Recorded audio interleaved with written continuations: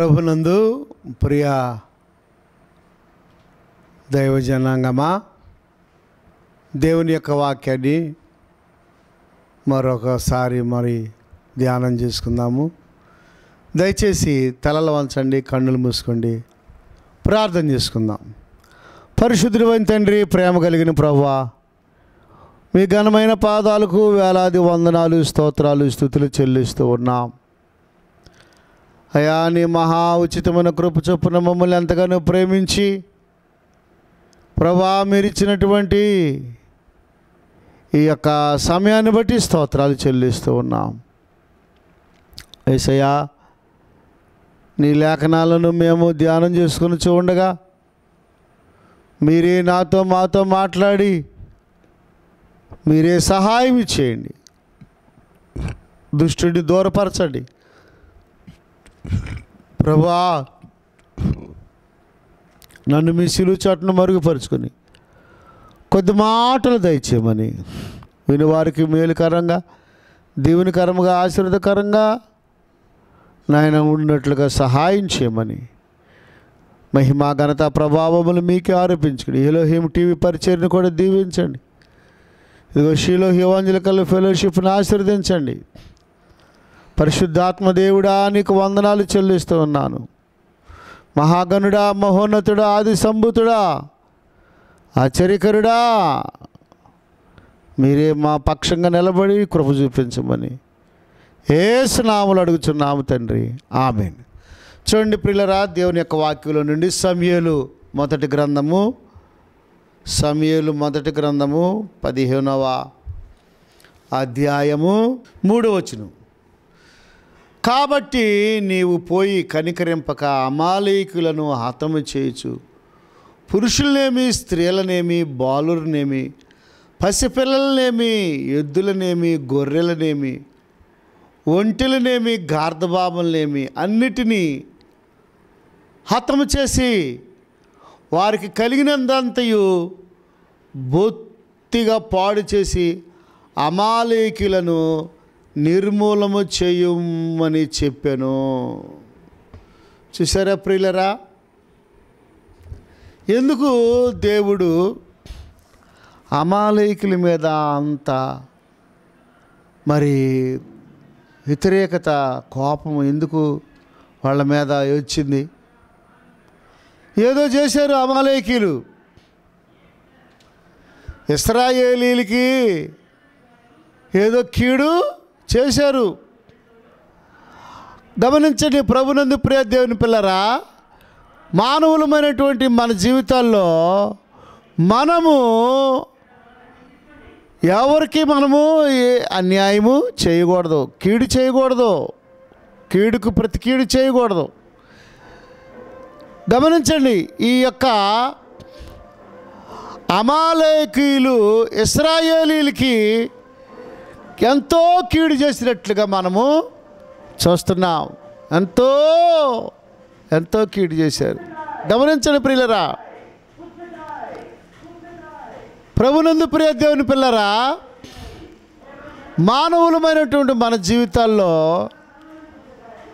రక్షించబడినటువంటి మనము ఇతరులకు మనం ఏం చేయకూడదు? కీడు చేయకూడదు.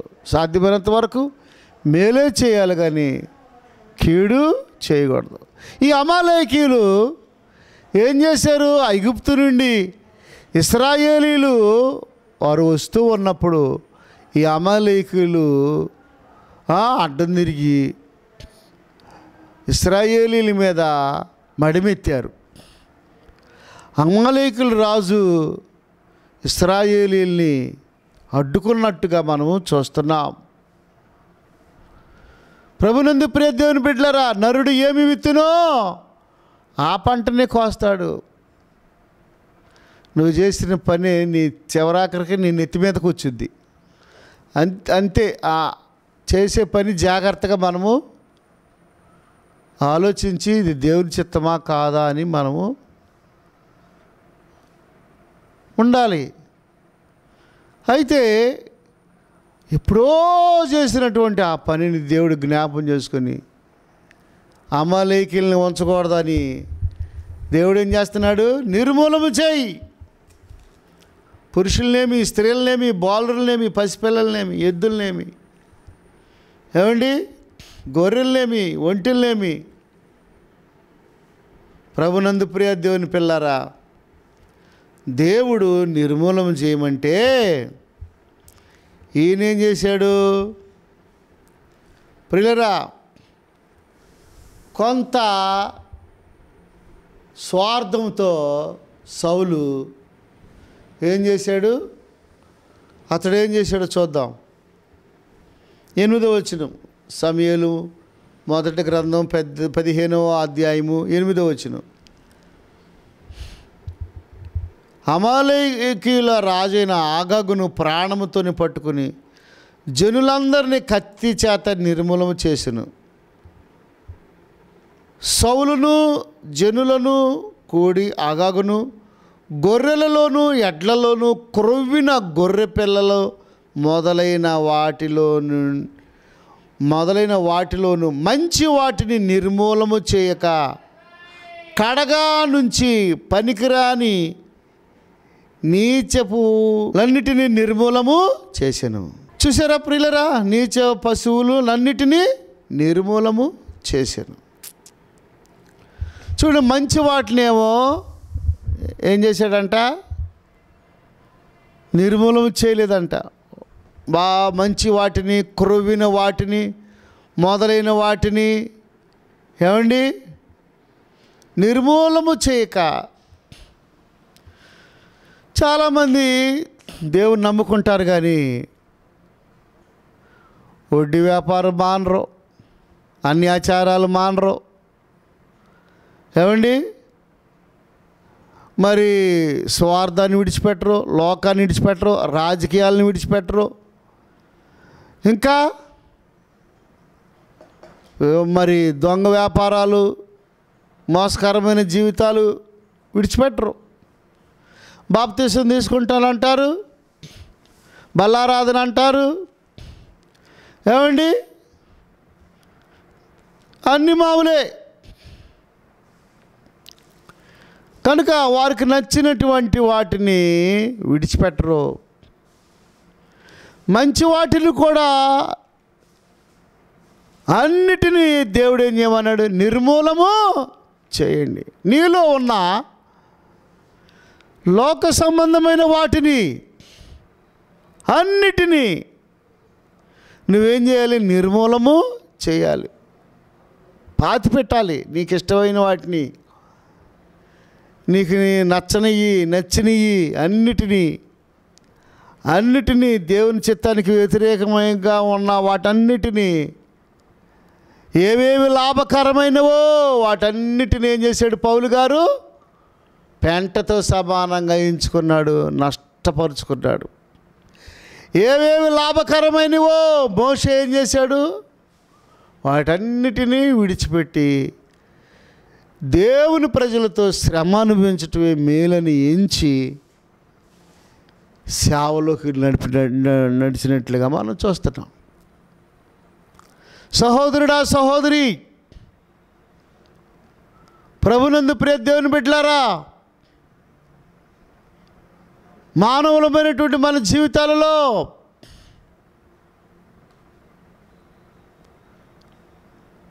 నువ్వు కొన్నిటిని దాచుకుంటున్నావా? ఎందుకు? అవి మేకై నీ జీవితాన్ని నష్టపరుస్తాయి. అన్నిటినీ వాక్యానుసారంగా అన్నిటినీ నీవు జయించాలి కదా.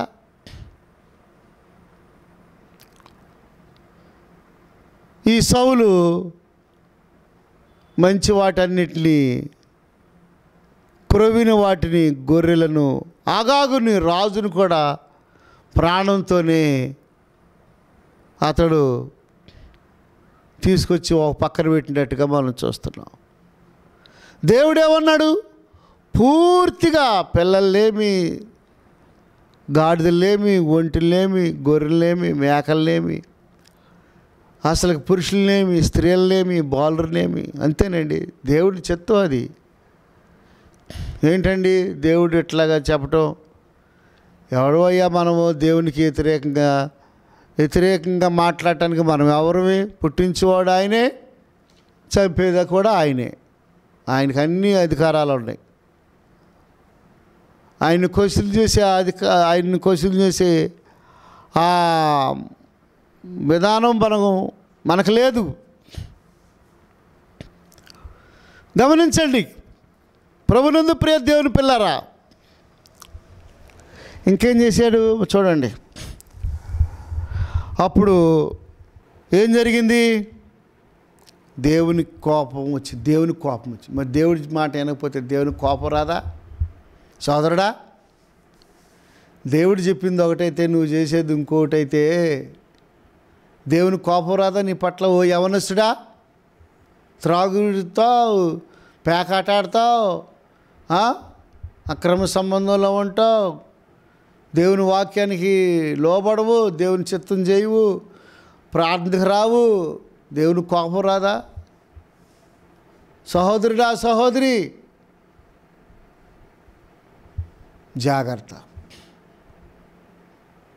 గమనించండి.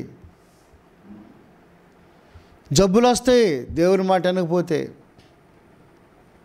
యాక్సిడెంట్లు అవుతాయి దేవుని మాట వినకపోతే, ఇంకా దేవుని మాటకి వినకపోతే నష్టాలు వస్తాయి, శ్రమలు పాలవుతాం. కనుక దేవుని మాట ఎప్పటికైనా నీవు లోబడి దేవుని చిత్తాన్ని చేస్తే నీవు ప్రయోజకుడు అవుతావు. జరిగిపోయింది ఏదో జరిగిపోయింది. ఎంతకాలం నువ్వు దేవునికి సరిగ్గా లోబడలా. ఇప్పుడైనా దేవునికి లోబడితే ఎంత గొప్ప దేవుడండి, నీకోసం నా కోసం ప్రాణం పెట్టాడు కదా, రక్తం చిందించాడు కదా, ఎంత ప్రేమిస్తున్నాడు నిన్ను, శిలువ మరణము పొందినంతగా ఆయన నిన్ను ప్రేమించాడు కదా, ఆ జాలితో ఆయన చేతులు చాపుతున్నాడు కదా, జాలితో ఆయన చేతులు చాపి పిలుస్తున్న ప్రయాసపడి భారం వచ్చిన సమస్త జనులారా నా యొద్దకు రండి, నేను మీకు విశ్రాంతిని ఇస్తానంటున్నాడు కదా. ఇంకా నువ్వు లోబడకపోతే ఎట్లాగా? దేవుడేమో అన్నిటినీ నిర్మూలన చేయమన్నాడు. దేవుని మాట పూర్తిగా వినాలిగా. సగం విని సగం వినకపోతే దేవుని కోపం రాదా?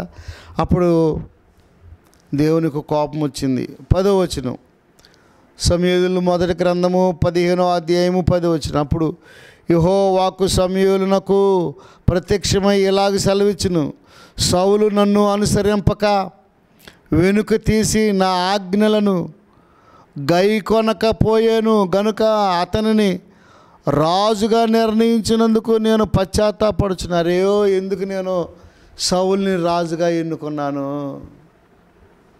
నా మాట సరిగ్గా వింటలేదు, నేను చెప్పింది ఒకటైతే ఇంకోటి చేస్తున్నాడు.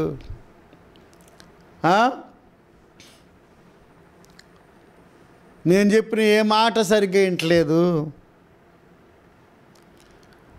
నన్ను అనుసరించటం లేదు, వెనకకు తీసి నా ఆజ్ఞలను సరిగ్గా గైకొనకలేకపోతున్నాడు అని పశ్చాత్తాపడుచున్నానని సమూయేలు ప్రవక్త దగ్గర దేవుడు దుఃఖపడుతూ ఉన్నట్లుగా మనం చూస్తున్నాం. అందుకు సమూయేలు కోపవేశుడి రాత్రి అంతా యెహోవాకు మొరపెట్టుచుండు. ఉదయమున సమూయేలు లేచి సౌలును ఎదుర్కొనుటకు పోగా సౌలు కర్మేలునకు వచ్చి అక్కడ జయసూచకమైన శిలను నిలిపి తిరిగి గిల్గాలునకు పోయేనన్న సమాచారం వినెను. తరువాత అతడు సౌలు నొద్దకు రాగా సౌలు, యెహోవా వలన నీకు ఆశీర్వాదము కలుగును గాక, యెహోవా ఆజ్ఞను నేను నెరవేర్చి తిననగా. మళ్ళీ ఏమంటున్నాడు? యెహోవా నిన్ను ఆశీర్వదించిన గాక, నువ్వు చెప్పిన దేవుడి ఆజ్ఞలన్నిటిని నెరవేర్చానయ్యా. దేవుని ఆజ్ఞలు నెరవేరితే సమూయేలుకి ఎందుకు కోపం రావాలి? దేవుడు ఎందుకు దుఃఖపడాలి?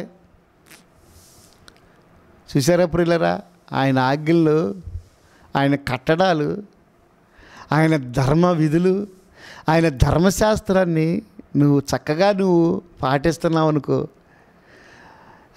నడుచుకుంటున్నావు అనుకో, చక్కగా నీవు కుడి ఎడమలకు తొట్టిలో పోకుండా, అబద్ధం ఆడకుండా, దొంగతనం చేయకుండా, పేకాట ఆడుకోకుండా, తల్లిదండ్రులు శ్రద్ధగా నీవు చూసుకుంటా, మంచి సాక్షులు సంపాదించుకుంటా, దేవుని చెప్పిన మాటలో, వాక్యంలో ఉన్న మాటలో నువ్వు శ్రద్ధగా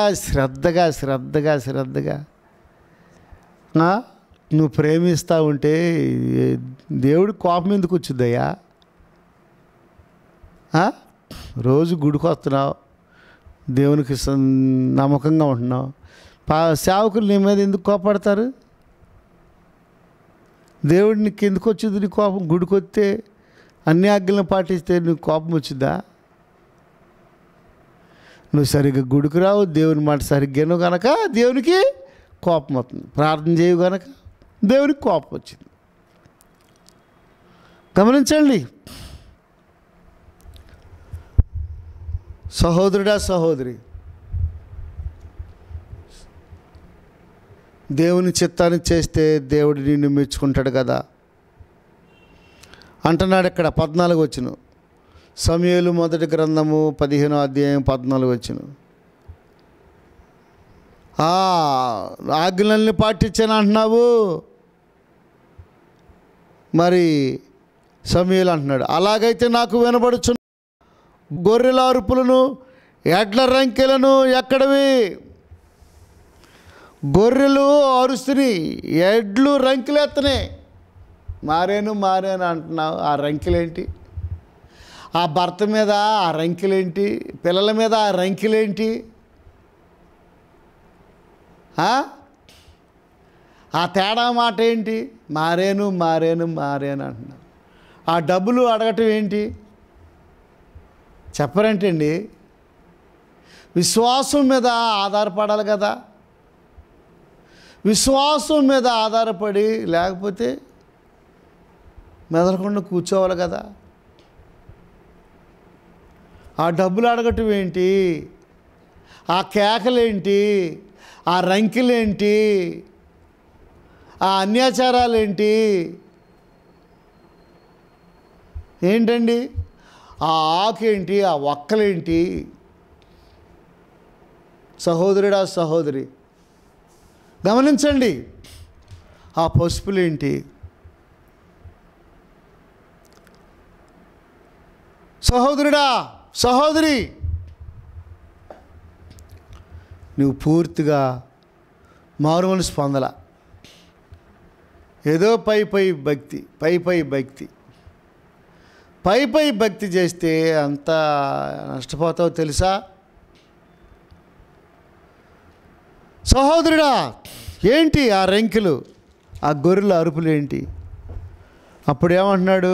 మొదటి సమూయేలు గ్రంథము 15:15, అందుకు సౌలు, అమాలేకుల యొద్ద నుండి జనులు వీటిని తీసుకుని వచ్చిరి, నీ దేవుడైన యెహోవాకు బలులను అర్పించుటకు జనులు గొర్రెలలోను ఎడ్లలోను మంచి వాటిని ఉండనిచ్చిరి, మిగిలిన వాటన్నిటిని మేము నిర్మూలము చేసితమనగా.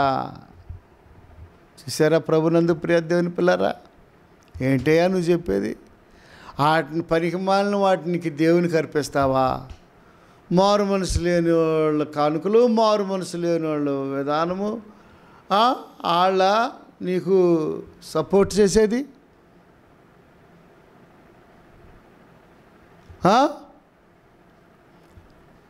అవి కావాలా దేవునికి? చూసారా ప్రభునందు ప్రియ దేవుని పిల్లరా?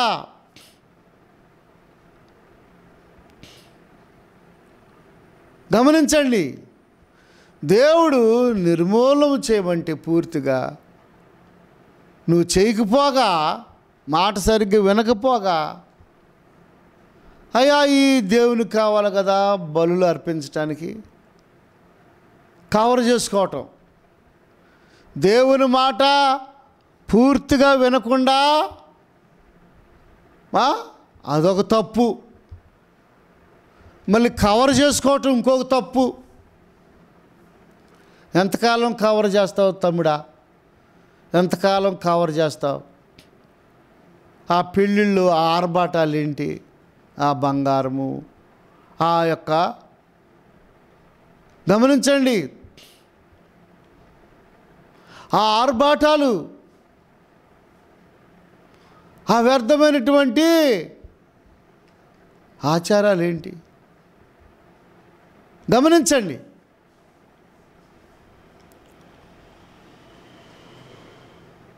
దేవుని నమ్మావు, దేవునికి నమ్మకంగా జీవిస్తే దేవుడు తప్పనిసరిగా సహాయము చేస్తాడు కదా. కనుక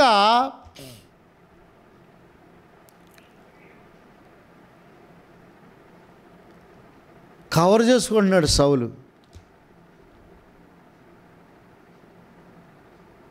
చూడండి, ఇక్కడ సమూయేలు కోపం వచ్చేసింది. సమూయేలు, నీవు మాటలాడా పని లేదో, ఇక మాటలు లేవు,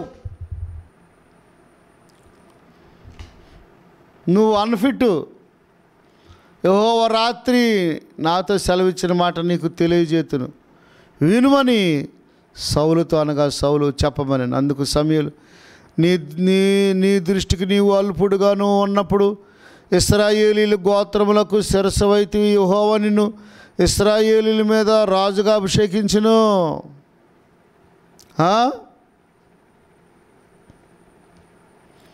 18 యెహోవా నిన్ను సాగనంపి నీవు పోయి పాపాత్ములైన అమాలేకులను నిర్మూలించుము, వారు లయమరుగు వరకు వారితో యుద్ధం చేయమని సెలవిగా. నీవు ఎందుచేత యెహోవా మాట వెనక దోపుడు మీద ఎగబడి ఆయన దృష్టికి కీడు చేసేవని నేను. ఎందుకు దేవుని మాట సరిగ్గా వినలా? దేవుని చిత్తాన్ని ఎందుకు సరిగ్గా నీవు నెరవేర్చలా? పోయి ఆ పని చేయి. చూడండి, అందుకు సమూయేలు తాను సెలవిచ్చిన ఆజ్ఞలను ఒకడు గైకొనుట వలన యెహోవా సంతోషించినట్లు ఒకడు దహన బలులను అర్పించటం వలన ఆయన సంతోషించిన. ఆలోచించము, బలులు అర్పించుట కంటే ఆజ్ఞను గైకొనుటయు, పొట్టేళ్ళు కురవును అర్పించుట కంటే మాట వినుటయు శ్రేష్టము. చూసావా, మాట వింటూ ఎంతో మంచిదండి. పాపాలన్నీ ఒప్పుకోవాలి, పశ్చాత్తాపడాలి, క్షమాపణ అడగాలి, పశ్చాత్తాపడాలి, అన్నిటినీ సరిచేసుకోవాలి. అప్పుడు నువ్వు ఆశీర్వదించబడతావు, నువ్వు దీవించబడతావు. నీ ఇష్టానుసారంగా నువ్వు నడుచుకున్నట్లయితే నీకు ఎలా మేలు దొరుకుద్ది తమ్ముడా? దేవుని మాట వినలా సౌలు, ఒకటి కాదు చాలా వినలా. అందుకే దేవుడు సౌలుని విసర్జించాడు, తన చిత్తానుసారంగా ఉన్న దావీదుని రాజుగా చేశాడు. నువ్వు మాట వినకపోతే నీ యొక్క డబ్బు, నీ యొక్క హోదా, నీ యొక్క బలము అన్నిటినీ నిర్మూలన చేసేస్తాడు. అంతే, ఎందుకు పనికిరావు. మాట వినే వ్యక్తిని దేవుడు ఎన్నుకుంటాడు. కనుక దేవుడి కొద్ది మాటలు దీవించుగాక. తలలో వంచండి, కళ్ళు మూసుకుని ప్రార్థన చేసుకుందాం.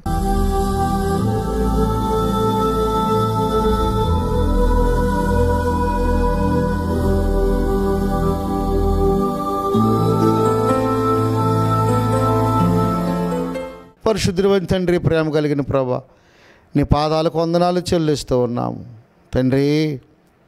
నీ దయని బట్టి, నీ కృపను బట్టి సౌలు నీ మాట వినలేదు ప్రభా, ఎంతో నష్టపోయాడు. మేము కూడా అలాగన ప్రభా అలాంటి వారముగా ఉండక మాట విని మేలు పొందుకునే భాగ్యము మాకు దయచేయండి. మీ నామానికి మహిమ తెచ్చుకో. ఎంతమంది అయితే వాక్యాలు వినిచి ఉన్నారో వారందరూ నాయన మేలు పొందుకోవటానికి సహాయము చేయండి. అన్ని విషయాల్లో తోడుగొండ. ఈ చిన్న పరిచయం దీవించండి. షిలో ఎవాంజలికల్ ఫెలోషిప్ని ఆశీర్వదించండి అయా. అనేకులు విని నాయనా నీకు లోబడి జీవించటానికి సహాయం చేయమని మహిమా ఘనత ప్రభావములు మీకే ఆరోపించుకుంటూ యేసు నామములో అడుగుచున్నాము తండ్రి, ఆమేన్. తండ్రి ప్రేమ, కుమారుని కృపా, పరిశుద్ధాత్మ యొక్క అన్యోన్య సహవాసం, అందల ఆనందము కూడిన మనకు సకల పరిశుద్ధులకు సదాకాలము తోడయుడును గాక. ఆమేన్. ఆమేన్. God bless you. దేవుడు మిమ్మల్ని దీవించును గాక.